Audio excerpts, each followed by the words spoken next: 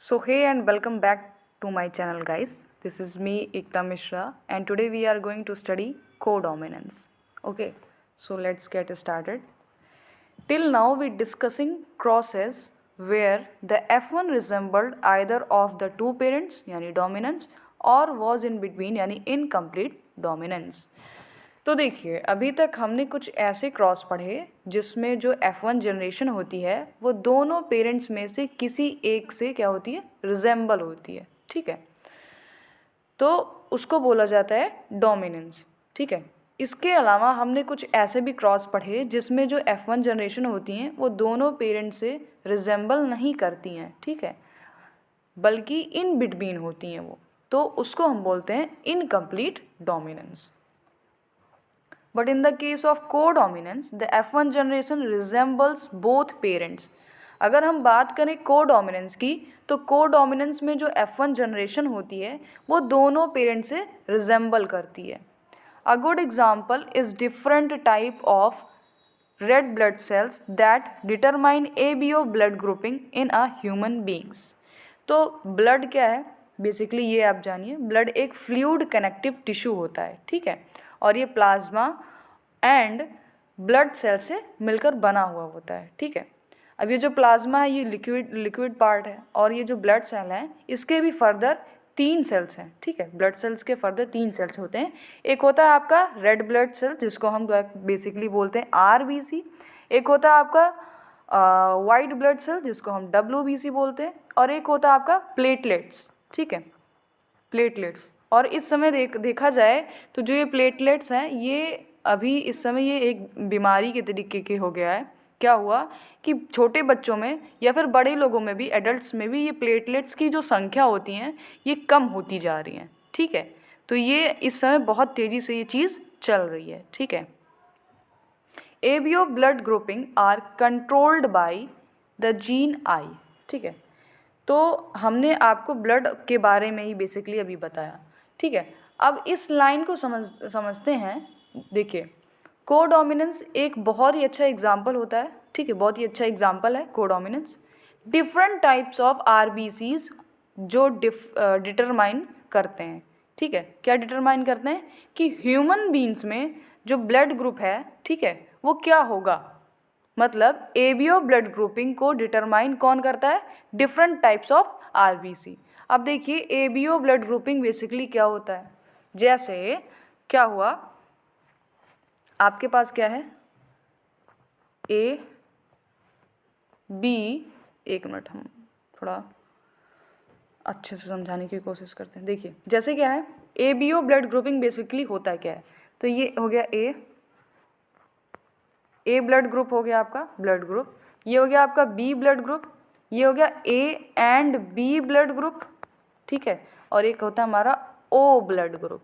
ठीक है, तो ये बेसिकली क्या है, ये बेसिकली आपका ABO ब्लड ग्रुपिंग. ठीक है, इसी को हम बोलते हैं ABO ब्लड ग्रुपिंग. ठीक है, तो इन सब को मिलाकर बोला जाता है ABO ब्लड ग्रुपिंग. ठीक है, और ABO blood grouping different type of RBC पे डिपेंड करता है. ठीक है, ABO blood grouping are controlled by the gene I. ठीक है, अब देखिए जो ABO ब्लड ग्रुपिंग होता है वो किससे कंट्रोल करता है, जीन आई. ठीक है, हमारी बॉडी में, ठीक है, एक जीन मिलती है. ठीक है, जिसका नाम क्या है, जीन आई, और ये हमारी बॉडी में ABO ब्लड ग्रुप को कंट्रोल करती है. मतलब हमारी बॉडी में किस टाइप के ब्लड ग्रुप होगा, ठीक है, वो डिपेंड करता है जीन आई पे. तो ये अभी हमने ऊपर पढ़ा कि जो हमारी बॉडी में ब्लड ग्रुप होगा वो डिपेंड करेगा कि किस टाइप के RBC मिल रहे हैं.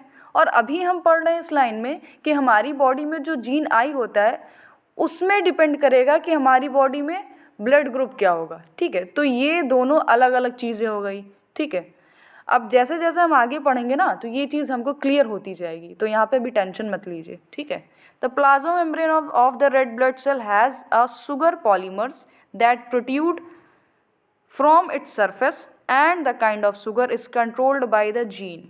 हमने पढ़ा कि जो जीन आई है, ठीक है, जो जीन आई होता है, ठीक है, जो डिफरेंट टाइप्स के शुगर पॉलीमर्स को बनाती है, और ये शुगर पॉलीमर्स RBC के सरफेस पे मिलता है. ठीक है। अब यहाँ पे जो ये जीन आई है ये डिफरेंट टाइप के शुगर्स पॉलीमर को बना रही है, ठीक है, वही चीज़ यहाँ पे लिखा है। The gene I has a 3 alleles IA, IB and I। अब देखिए जो जीन आई है उसके 3 डिफरेंट एलील्स हैं। पहला क्या है आपका IA है, दूसरा IB है, तीसरा I है, स्मॉल I है, ठीक है। The alleles IA and IB produce a slightly different form of the sugar while allele I do not produce any sugar। तो बहुत बड़ी बात लिखी है यहाँ पे कि एक एलील है IA, ठीक है, देखिए एक एलील है IA, इससे क्या बन रहा है, ये डिफरेंट टाइप के शुगर्स को बना रहा है। दूसरा एलील है आपका IB, इससे भी क्या हो रहा है, डिफरेंट टाइप के शुगर्स बन रहे हैं। बट जो आपका लास्ट है स्मॉल I, इससे कोई भी शुगर्स नहीं बन रहे हैं, ठीक है। बेसिकली कहने का मतलब है कि ये भी अपना डिफरेंट टाइप का शुगर बना रहा है, ये भी डिफरेंट टाइप का शुगर बना रहा है, बस बट इसमें यहाँ पे कोई डिफरेंट टाइप के शुगर्स नहीं बन रहे हैं, ठीक है। Because human beings are diploid organism, each person possesses any 2 of the 3 I gene alleles.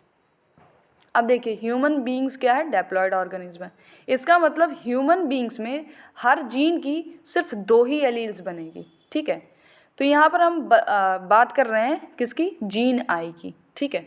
तो हमें पता है कि जीन आई की 3 एलील्स होती हैं IA, IB एंड I, ठीक है। बट यहाँ पर हमने पढ़ा कि हर ह्यूमन बींग्स में जीन आई की सिर्फ 2 ही एलील्स मिलेंगी, ठीक है। जीन आई की क्या मिलेंगी, 2 ही एलील्स।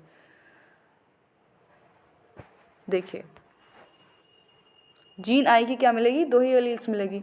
बट IA, IB, ये नीचे भी लिखा है फिगर में, बट हम आपको बता रहे हैं IA and small I, IB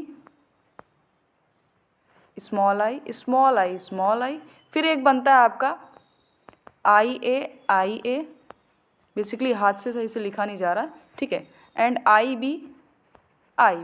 तो ये बेसिकली कितने बने, 6 टाइप्स के बने, ठीक है। तो ऐसा कभी नहीं होगा कि ह्यूमन बींग्स में क्या होता है कि कोई भी I जीन जो है वो 3 टाइप के एलील्स बनाए, ठीक है। आपको समझ में नहीं आ रहा होगा, समझ सकते हैं ये बात, बट हम आपको समझाने की कोशिश कर रहे हैं, ठीक है। तो प्लीज़ अभी ध्यान दीजिए, आगे नहीं समझ में आएगा तो मेरी फॉल्ट होगी, बट अभी आप समझने की कोशिश करिए, ठीक है। देखिए क्या होता है बेसिकली, हमने आपको बताया कि जो ह्यूमन बींग्स होते हैं वो डेप्लॉयड ऑर्गेनिज्म होते हैं, ठीक है। तो इसका मतलब क्या है कि जो ह्यूमन बींग्स है उसमें जो जीन होगा, ठीक है, उसमें 2 एलील्स बनेंगे, ठीक है।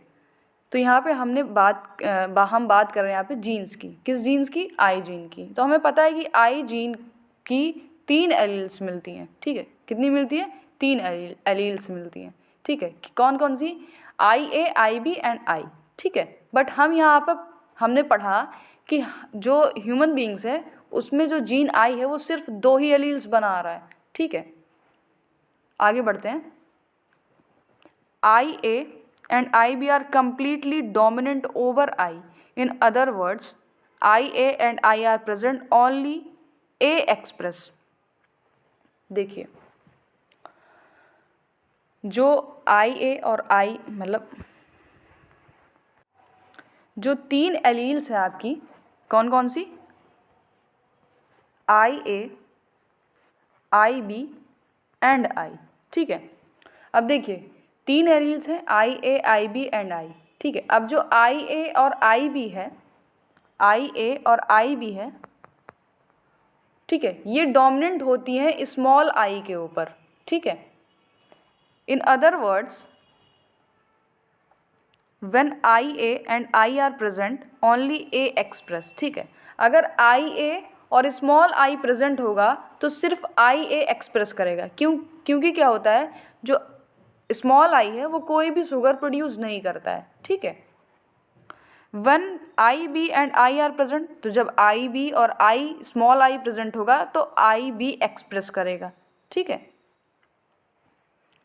But when IA and IB are present together, they both express their own type of sugar. This is because of codominance. और जब IA और IB दोनों प्रेजेंट होगा तो दोनों एक्सप्रेस करेंगे, ठीक है, अपने दोनों शुगर्स बनाएंगे, ठीक है, और ये कोडोमिनेंस की वजह से होता है।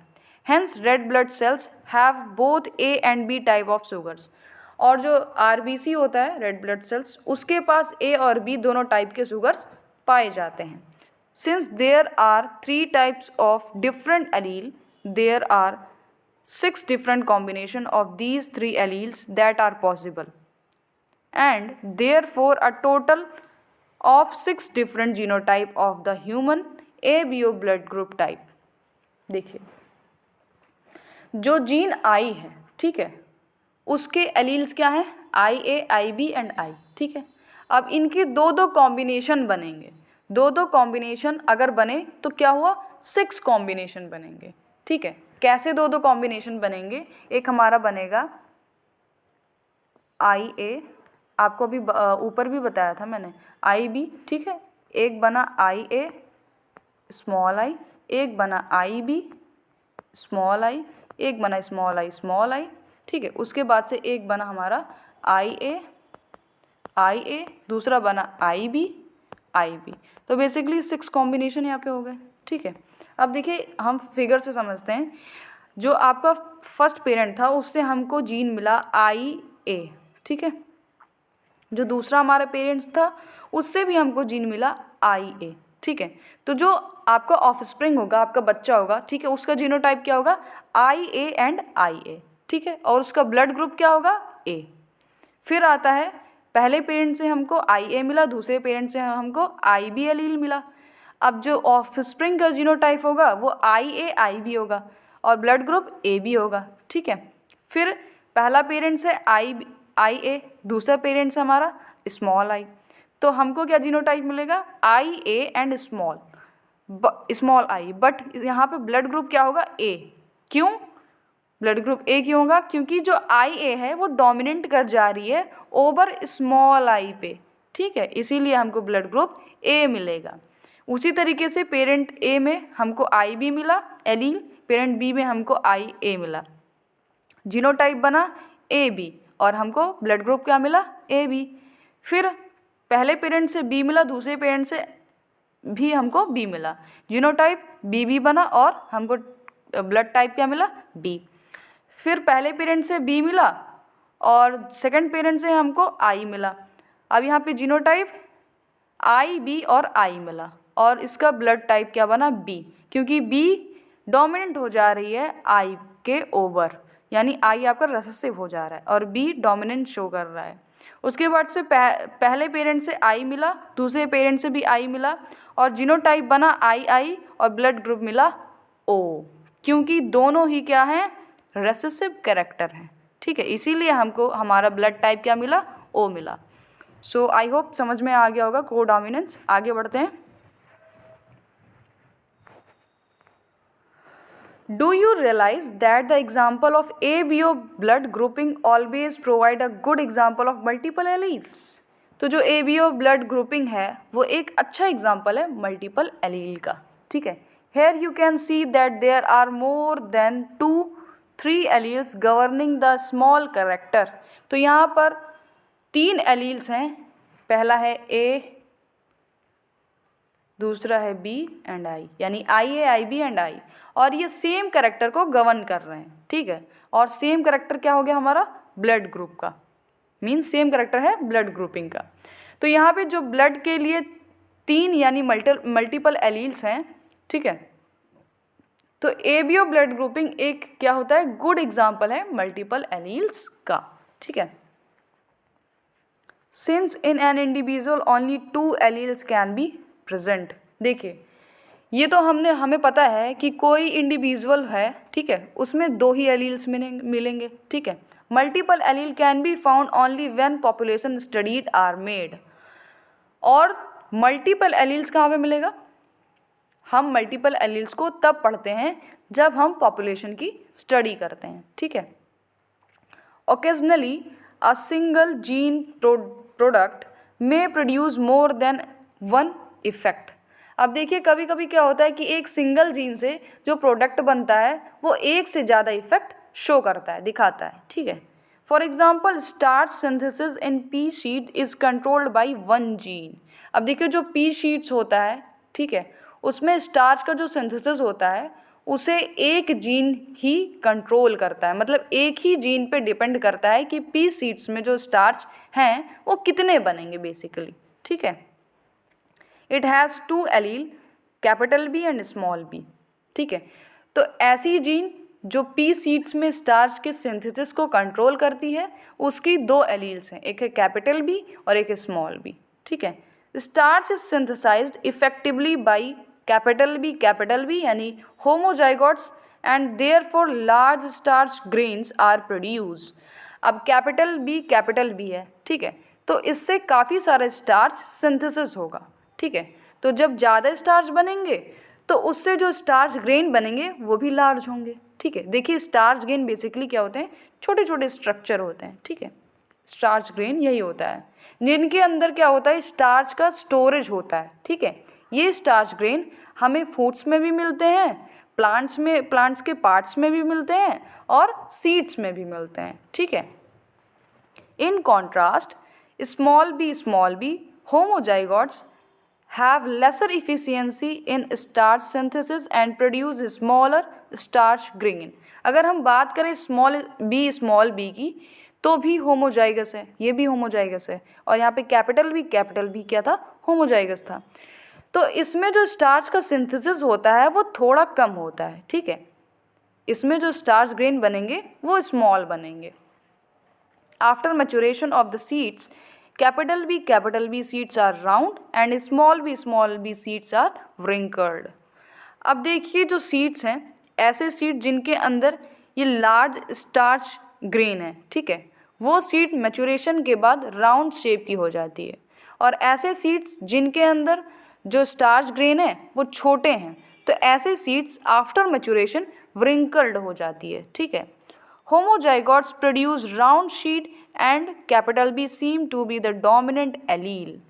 तो जो हेट्रोजाइगोट्स होते हैं, ठीक है, सॉरी यहाँ पे हेट्रोजाइगोट्स लिखा है, तो जो हेट्रोजाइगोट्स होते हैं यानी कैपिटल बी स्मॉल बी होते हैं उसमें राउंड शीट प्रोड्यूस होंगे, ठीक है, और जो कैपिटल बी है, ठीक है, वो डोमिनेटिंग है ओवर स्मॉल वी के। But the starch grain produced are of intermediate size in capital B and small b seeds। लेकिन जो स्टार्च होगा वो इंटरमीडिएट साइज का प्रोड्यूस होगा, ठीक है। So if starch grain size is considered as the phenotype then from the angle the allele show incomplete dominance. देखिए अगर हम स्टार्च ग्रेन साइज को फिनोटाइप माने तो इस केस में इनकम्प्लीट डोमिनेंस होगा। Therefore, dominance is not an autonomous feature of gene or the product that has made information for। तो देखिए क्या कह रहा है कि ऐसा कभी नहीं होगा कि कोई जो जीन है, ठीक है, वो हमेशा डोमिनेंट होगी, जैसे आपका कैपिटल बी है, ठीक है, तो ऐसा नहीं है कि ये हमेशा डोमिनेंट होगी, ठीक है, ये कभी कभी इनकम्प्लीट डोमिनेंट भी शो करती है, ठीक है। It depend as much on the gene product. देखिए डोमिनेंस डिपेंड करेगा जीन ने जो प्रोडक्ट बनाया है उस पर, ठीक है। अगर प्रोडक्ट ज़्यादा बना तो जीन डोमिनेंट हो जाएगा, और अगर प्रोडक्ट कम बना तो जीन रिसेसिव हो जाएगी, ठीक है। तो जीन डोमिनेंट और रिसेसिव डिपेंड करती है किस पे, कि प्रोडक्ट बेसिकली कितना बना है, ठीक है। And the production of a particular phenotype from this product as it does on a particular phenotype that we choose to examine in case more than one phenotype is influenced by a same gene। तो कोई भी gene phenotype को कब represent करती है, जब वो product को बनाती है, और कभी कभी क्या होता है कि एक सिंगल जीन से ही एक से ज़्यादा फिनोटाइप को रिप्रेजेंट करती है। मीन्स एक सिंगल जीन एक से ज़्यादा फिनोटाइप को रिप्रेजेंट करती है, जो कि हमने ऊपर पढ़ लिया है, ठीक है। सो आई थिंक आपको ये वीडियो अच्छी लगी होगी, ठीक है, हेल्पफुल रही होगी। अगर आपको अच्छा लगा हो तो please like share and subscribe करना मत भूलिए, ठीक है। हम भी बहुत मेहनत करके अपनी वीडियोज़ को लाते हैं, बनाते हैं, ठीक है, हम भी एक स्टूडेंट हैं। तो अगर आपके लिए हेल्पफुल रहा हो तो please please please like, share और फिर अपने दोस्तों से सब्सक्राइब करवाना मत भूलिएगा, ठीक है। तो ऐसे ही पढ़ते रहिए, मेहनत करते रहिए। धन्यवाद, बाय बाय।